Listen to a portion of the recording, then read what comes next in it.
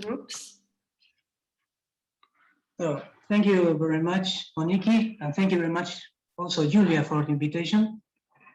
It's really a pleasure to be here to deliver a talk and to see you all, guys. It's a pity that I cannot welcome you in Buenos Aires and to show you the city around and to have a beer or eat asado, to share my beer, but maybe next time in the next quantum group we do it in Buenos Aires, not in Cordoba, so you will see the city. Okay? It's a promise, it's a promise. In the next 10 years we do so. Okay, I will talk about the joint work with Fabio Gavarini from University of Rome, Tor Vergata. And it's about a long project. We are working on multi-parameter quantum groups. So we're trying to understand what a multi-parameter quantum group is. So the first step is to understand those quantum groups coming from deforming the enveloping algebra. So this was very good that today Susan introduced or talk about enveloping algebra, so I'm going to talk about deformations. As usual, when we talk about quantum groups related to Lie algebras, we need to set the terminology. Is the usual terminology for semi-simple Lie algebras. I will work with over a field of characteristic 0. Every time a capital G appears, is simple algebraic groups, connected and simply connected, related to the Lie algebra rank G of rank n, so the size of the Cartan matrix. So A will be the symmetrizable Cartan matrix, and D would be the diagonal Cartan matrix, and I is this in the set. Okay. So the very long-term goal for me is, and a very interesting problem, I believe it's a very interesting problem, is to describe families of Hopf algebras as quantum subgroups of some multi-parameter quantum group. What do I mean by this? Okay, first, what I mean by quantum subgroup is the coefficients, Hopf algebra coefficients of these generalized quantum groups, multi-parameter quantum groups.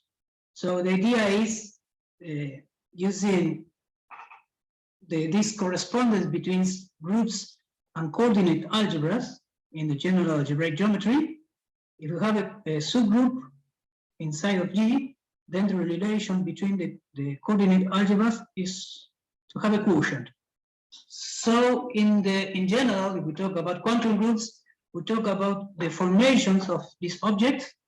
So the quantum subgroup should correspond to a Hopf algebra quotient of this kind of coordinate algebras. So I'm not saying that, but this quantum group should be Hopf algebras. Okay. Okay. So say that we want to get some multi-parametric version of the usual coordinate algebra of G. So we need to understand this object. These are not objects well defined in the literature, so there are some spots over there. So we want to attack a general object. So it's in the folklore thought. I mean, everyone thinks that this object should be defined as matrix quotients of some representations of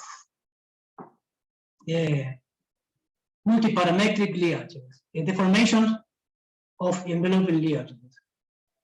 So, okay, if this object should be generated by this kind of matrix coefficients, then the first step is to understand multi-parametric versions of UQG. So what are the multi-parametric versions of UQG? So in all examples known, almost all, say maybe there's some 2 or 3 examples that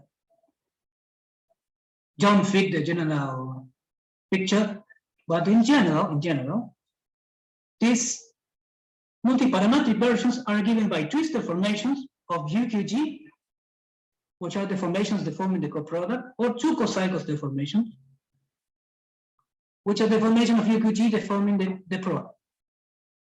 So our goal is to understand both the formation of UPG, and I'm going to show only one idea here because of the time. I want to show only one idea and one result. I will go through the results to the end, okay?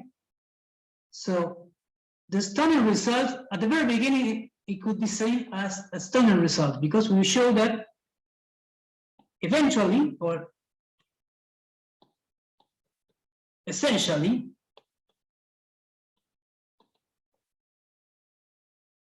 both deformations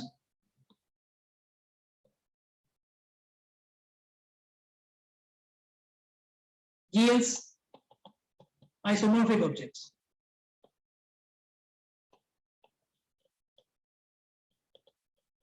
So it's kind of tricky that, because if you deform the multiplication, you get something, but if you deform the co-multiplication, you get another thing. But at the end, under some conditions, you get isomorphic objects.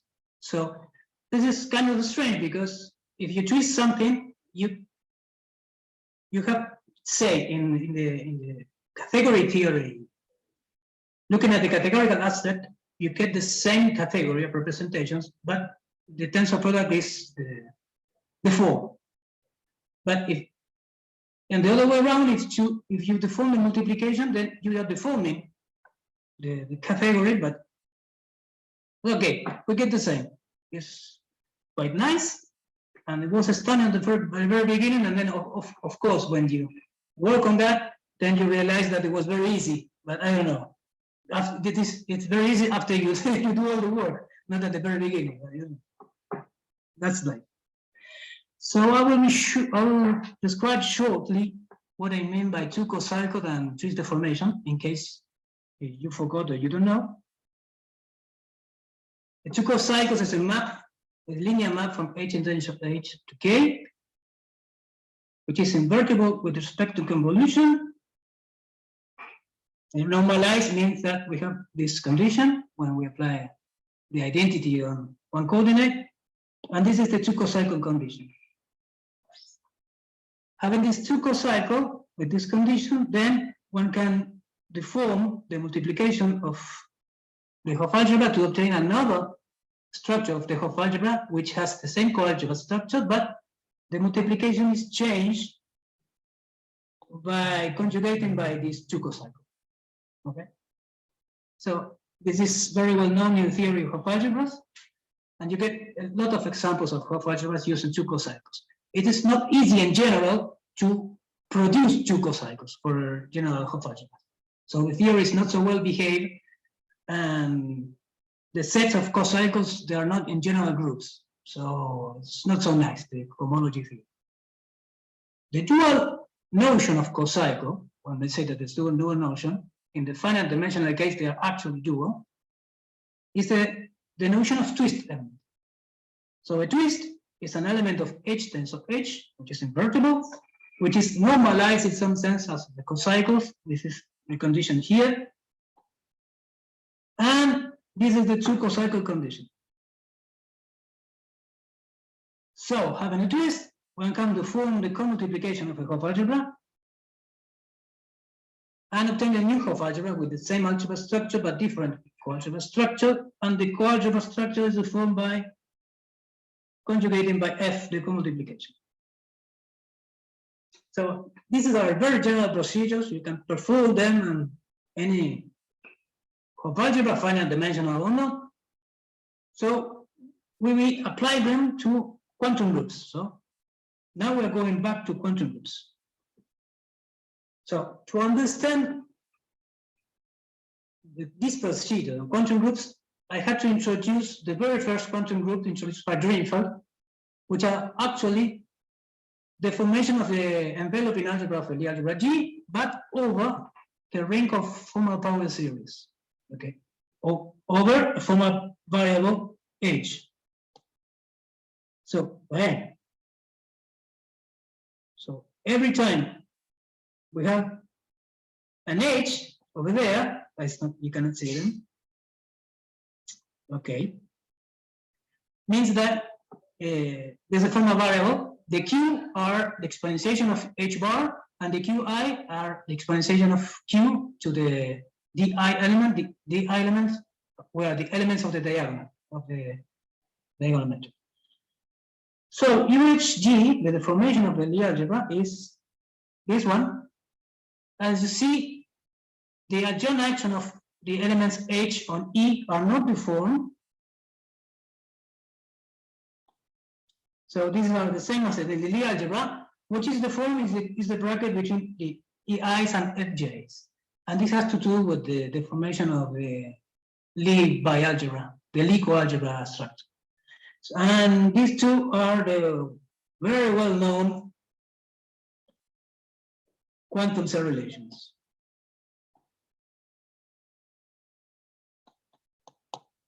So this is a topological Hopf algebra. So I don't like to work with topological Hopf algebra because we have to work with limits, completed algebras and everything like that with the H-added topology. So I was very bad in analysis, maybe also in algebra, but I don't like to work with this. So we look for the polynomial version of this. And what is the polynomial version of this? We look for the smallest Hopf algebra containing the EIs and the J's, and all elements appearing in the coproduct of them. And the elements appearing in the coproduct are exponentiations of the elements of the torus. So these KIs. So it turns out that this subalgebra is actually a Hopf algebra of a field, which is the field of fraction of KQ. Q is the exponentiation of H bar, okay? So we recall here Q is H bar. So taking this subalgebra, then we get the Hopf algebra over this field, and the relations are the well-known relation of the UQG. And the co-multiplication is known. The KIs are group-like elements, they are invertible because they are exponentiation of something. The EIs are skew primitive, like this, and the FIs are also skew primitive.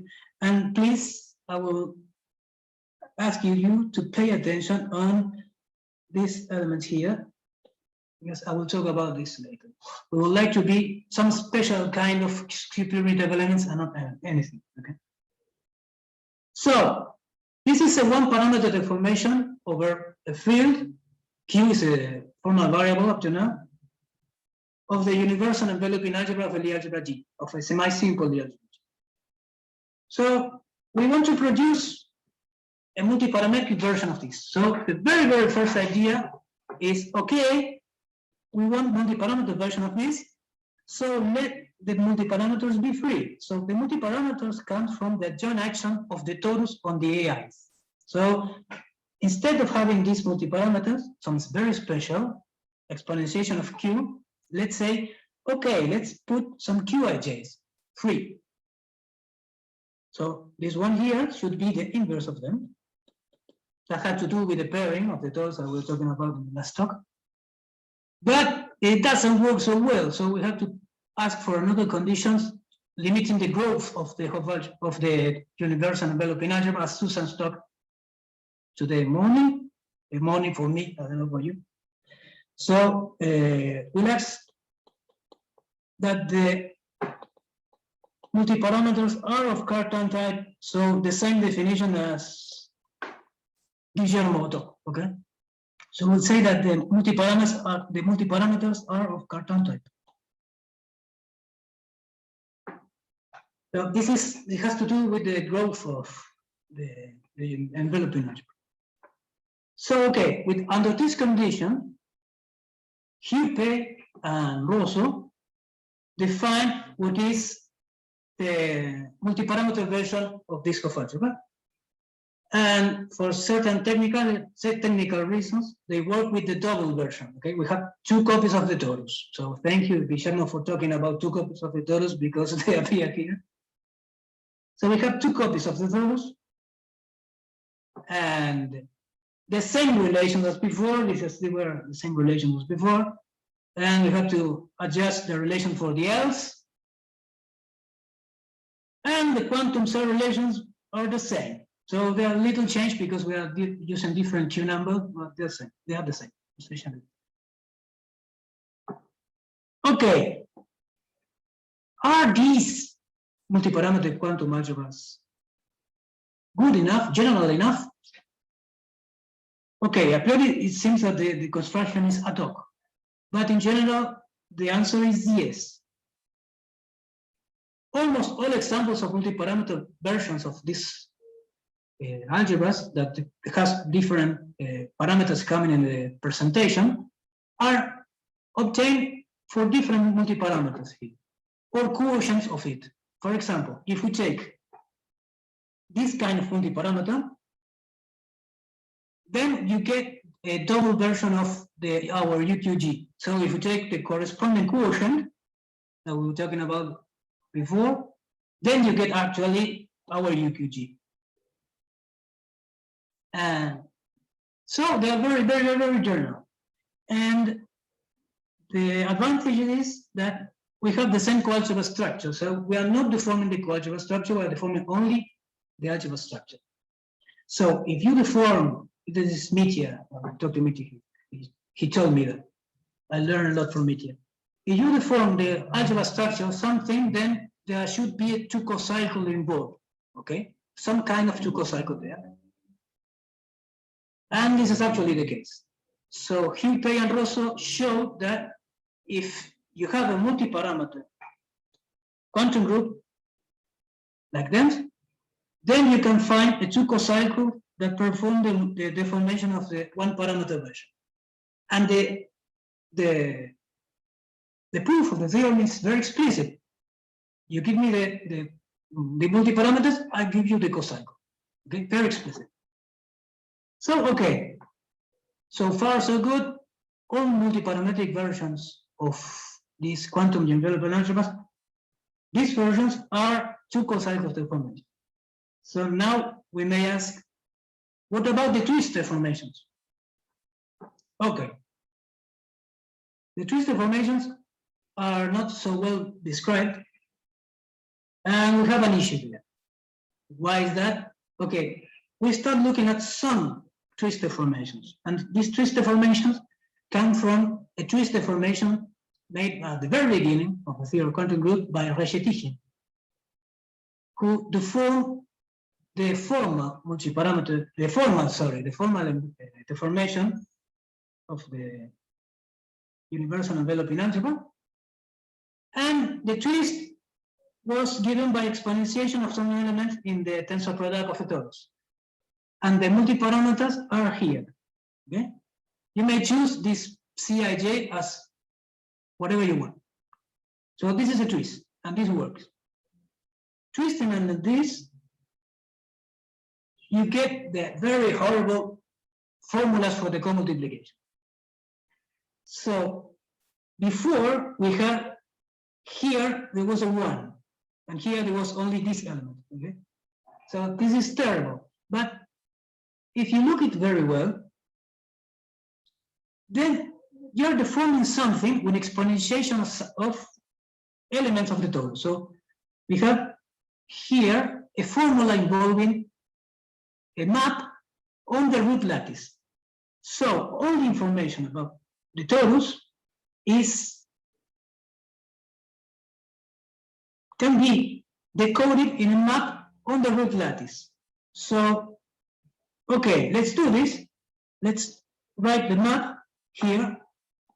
There are two map symbols going from the module over the root lattice to the module over the root lattice. For example, the phi plus of a root is a sum, is more or less the same sum appearing here of the Cij of AJL Pi minus 1 alpha I.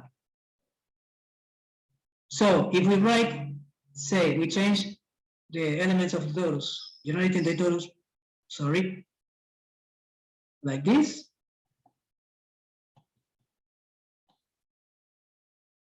Then we may rewrite the formulas using these maps. So all the twist information, all the information of the twist, sorry, can be decoded in maps. So now it looks nicer. It is the same formula, but it looks nicer. Okay. Now, okay. So assume that the images of these maps, phi plus and phi minus, are integers or rational numbers. Then, using that, the idea of the ki's are actually k's corresponding to some roots alpha i's. And so using this, so these elements here should be described using products of these elements. But of course, they depend on the images of this C plus and C minus. So at the end, we get that they should be written like this. So the very usual co-multiplication. But of course, we need that this has to be meaningful, okay? That's to have, that's to have a meaning. So the very condition we find is that UQG is a half subalgebra of the twist deformation if and only if the images of these maps land inside the root lattice. So this is very restricted. We don't like this. So we have two options: to impose conditions on the maps or to enlarge the lattice. So this was performed the very first time. This is where it came from the very beginning, I think, by Mauro Constantini and Michela Baragnolo. They imposed the condition on the maps and they enlarged the torus to the weight lattice. So under these conditions, they confine some twist and some examples of Hopf algebras coming from twist deformation, but you cannot say they are actually twist deformation because the twist doesn't not live there on this Hopf algebra. So we take another path, which includes the path of Constantini Baragnolo. And first of all, we assume that the map, the matrix, the multi-parameters have integral coefficients. Let's assume that. Then let's enlarge the lattice. So take the lattice that contains both images of C plus and C minus. And then once you have that, you may consider any lattice containing this lattice, containing the images of P plus and P. If you are given such a lattice, you can construct a version of UQG, but with larger torus. Okay, and the formulas are the same. You take the EIs, the FIs, but larger torus, more group-like elements. So in the words of Guillermo, you are taking another realization. Okay, you're taking another abelian group that contains the group spanned by the root lattice. So if you take that abelian group, that larger torus, then actually this Hopf algebra is a half subalgebra of the twist deformation. So we define the twist version of the UQG by the algebra generated by these elements and having the coalgebra structure given by the restriction of the twist deformation of the formal quantum group. So this is the idea of the construction. Of course, if we present you this theorem like this, we say this is our definition and it satisfies the theorem. But this is the idea. I make the proof in the whole talk, showing you the idea of the thing. So okay, we presented the twist version of the UQG. What is that? It is very strange. We don't like this because we don't understand very well the co-multiplication. And we would like to see what is the relation of with our usual UQG. Okay, thinking in that way, you say our generators and the UQG were skew primitive, but not like these ones. So in our presentation, there was a one here, and here there were some kind of group-like elements. Yeah. So let's take the subalgebra generated by some elements deforming the FLs and FELs and FLs, such that, or in a way that we can obtain again the elements that have a nice co-multiplication. If you do this, then you consider the twist generators, and with these twist generators, we get a very nice formula for the coproduct. So inside the twist deformation of a quantum group, you can obtain a half subalgebra, which is actually very, very, very similar to your UQG. But of course, it's not UQG because we have to look at the adjoint action of these elements on the other generators, okay? And looking at this, we find that actually we get a multi-parameter version. And the relation is 1-to-1. For this twist that we call toroidal twist, we get some family of multi-parameters that we call rational, and this corresponds to using the theorem of Hugh, Pei, and Russo to some toroidal twist to cocycles. And as I said before, the relation is quite explicit. If you give me the matrix performing the twisting on the formal in the formal level, then we get a multi-parameter like this. And if you give me the multi-parameter, a rational one, rational means that they are exponentiation of Q to some rational number, then we obtain the matrix relating the twist via this formula. And here know that we need the matrix of A to be invertible. So for general affine Lie algebras, we have issues here because the matrix, the Cartan matrix is not invertible. So putting all together, this yields the theorem that it says that if you take the lattice, the root lattice big enough, not the root lattice, a lattice containing the root lattice big enough, and the parameters and the matrix of given the twist are of certain shape, then any twist deformation is a two cocycle deformation. So they are the same object, and of course everything is a deformation of our beloved UQG. But of course we need to enlarge the thought. 2 words about the proof, because I'm finishing.